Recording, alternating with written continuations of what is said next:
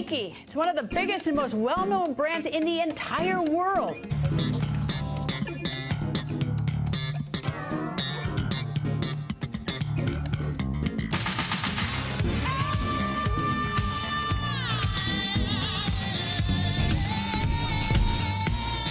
Let's talk about Nike. You know, that brand of shoes that makes you run so fast, you might just outrun your problems. Yes, that's Nike. We're at the Nike store near the Flatiron Building in New York City. But did you know that Nike wasn't always the global behemoth it is today?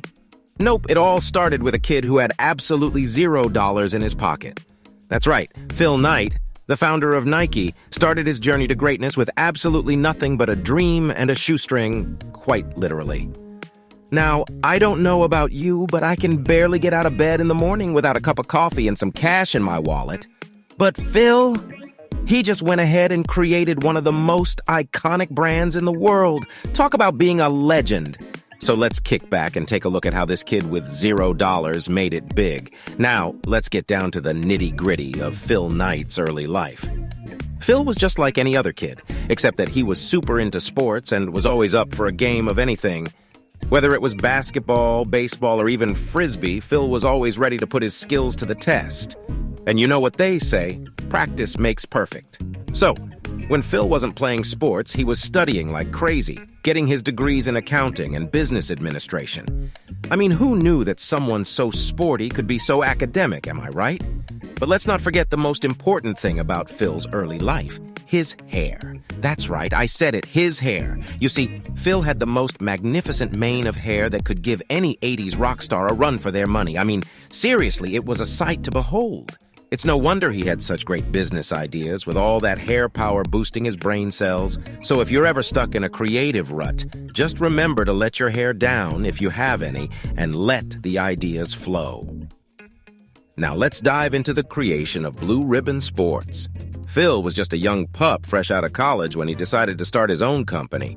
I mean, who needs a fancy job with a boss and a desk when you can be your own boss and work from your garage, right? So, with a loan of just $50 from his dad, Phil started his journey to greatness.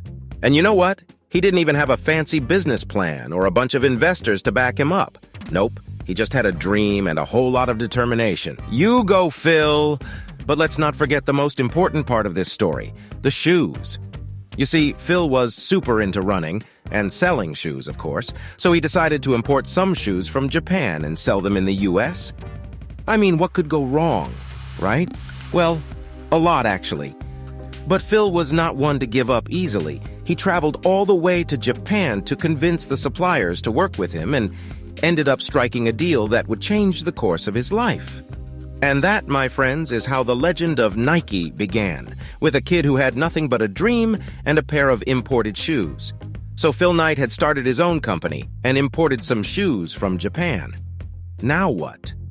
Well, let me tell you, starting a company is no walk in the park, my friends. Phil had to face a ton of challenges and obstacles, and he had to do it all without a fancy suit or a briefcase or even a calculator. Yup, he had to rely on his wits and his charm to make things work. I mean, have you ever tried to convince a supplier to give you a discount without using any math? It's not easy, let me tell you. But Phil wasn't just a smooth talker, he was also a problem solver. When he realized that the shoes he was importing weren't meeting the needs of his customers, he decided to take matters into his own hands, literally. He started designing his own shoes and even had them made in a local factory. I mean, who needs a team of designers and engineers when you can just do it all yourself, am I right? And you know what? His shoes were a hit. People loved them, and soon everyone wanted a pair. And that, my friends, is how Phil Knight overcame the challenges of running a business, by relying on his own creativity and determination. As Nike continued to grow, Phil Knight knew that he needed a catchy name to really make it big. And you know what he came up with? Dimension 6. Yup, you heard that right. Now, I'm no expert on branding, but I'm pretty sure that name doesn't exactly scream sports shoes. Luckily, Phil had a stroke of genius and decided to change the name to Nike. And just like that, the legend was born. I mean, can you even imagine if Nike was still called Dimension 6? It just doesn't have the same ring to it, if you ask me. But coming up with a cool name wasn't the only thing Phil Knight was good at. He was also a master of marketing. You see, he knew that in order to sell his shoes, he had to create a brand that people could relate to. So he hired a graphic design student to create the iconic Nike swoosh logo, for just $35 by the way, and started using catchy slogans like, "Just do it." And you know what? It worked! People were buying Nike shoes left and right, and the brand became synonymous with sports and athleticism. I mean, I don't know about you, but I can barely get through a workout without wearing something with the swoosh on it. That's the power of marketing, folks.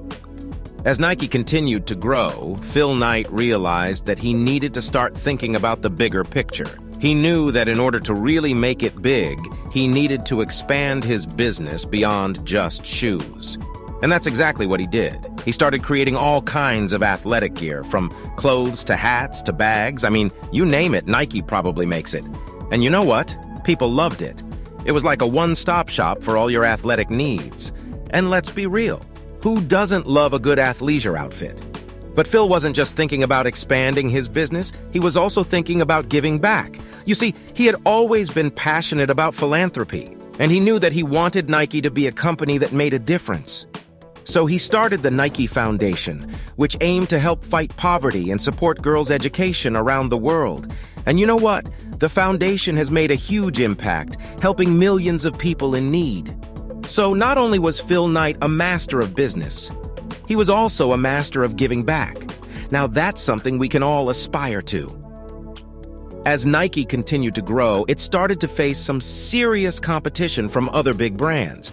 And you know what they say, if you can't beat them, join them. So Phil Knight decided to team up with one of his biggest competitors, Michael Jordan. That's right, Nike and MJ created the iconic Air Jordan line of shoes, and it was a match made in sneaker heaven. I mean, who doesn't love a good pair of Air Jordans? They're like the holy grail of athletic shoes. And let's be real, I'm pretty sure they make you run faster and jump higher. Don't quote me on that, though. But it wasn't just about teaming up with big names like Michael Jordan. Phil Knight also knew that he needed to stay ahead of the game when it came to innovation.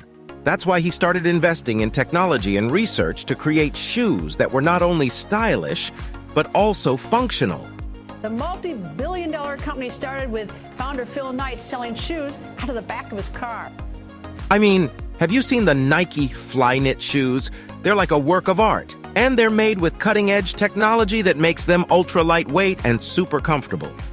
So not only did Phil Knight create a brand that people loved, he also created a brand that was constantly pushing the boundaries of what was possible in athletic gear.